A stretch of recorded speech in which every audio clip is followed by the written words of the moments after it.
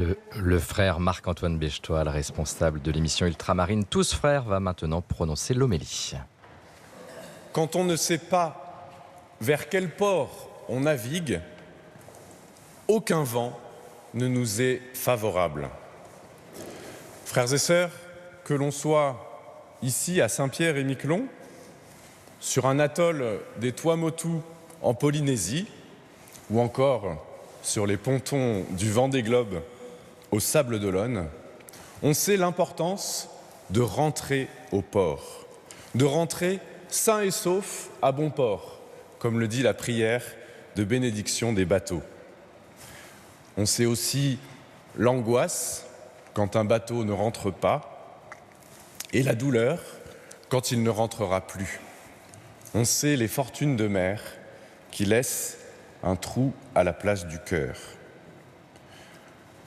Ce retour au port prend une profondeur particulière lorsqu'il est redoublé par l'exil, celui des anciens venus jusqu'ici du Pays basque, de Bretagne, de Normandie ou d'Acadie, ou celui des plus jeunes aujourd'hui, partis loin pour étudier ou travailler.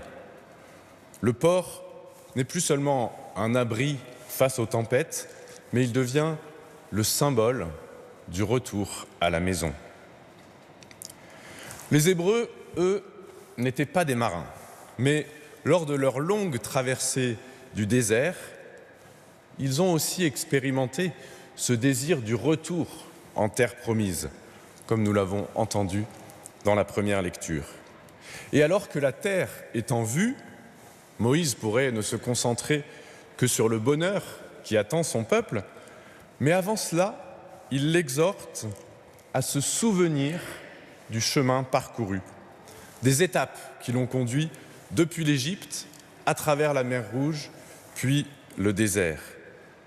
À se souvenir aussi de tous les signes de la présence aimante de Dieu à leur côté, dont témoignent encore aujourd'hui les croix dressées sur les capes, les statues de la Vierge sur les côtes, comme autant de phares spirituels.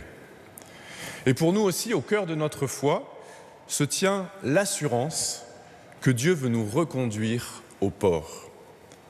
Et saint Paul nous indique dans la deuxième lecture, le vent favorable, c'est le vent de l'Esprit, l'Esprit Saint dont nous célébrions le don dimanche dernier à la Pentecôte.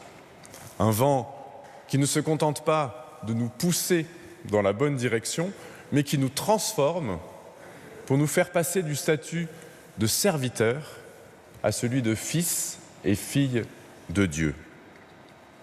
Ce changement n'est pas extérieur, il correspond à une croissance spirituelle, comme l'œuvre des mères transforme le petit gravier, le jeune mousse, en marin expérimenté. Il s'agit de grandir dans la ressemblance avec le Christ pour devenir adulte dans la foi, ne plus se situer face à Dieu dans la peur ou la méfiance, mais oser entrer en conversation avec lui pour l'appeler Abba, c'est-à-dire Père et même Papa. Pour cela, nous pouvons faire confiance à la patience de Dieu, qui respecte notre liberté, qui la désire même. Et comme le disait Anne-Marie Javoué, dont les sœurs sont parmi nous ici et dans bien des territoires d'outre-mer, on ne contraint pas des hommes libres, on les persuade.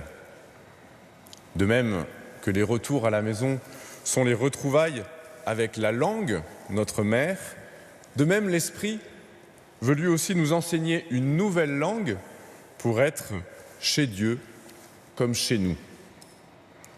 En ce dimanche de la Trinité, voguant sur le Doris, le bateau du Fils, nous sommes invités à nous laisser pousser et transformer par le vent de l'Esprit pour arriver au port comme des enfants heureux de retrouver leur Père.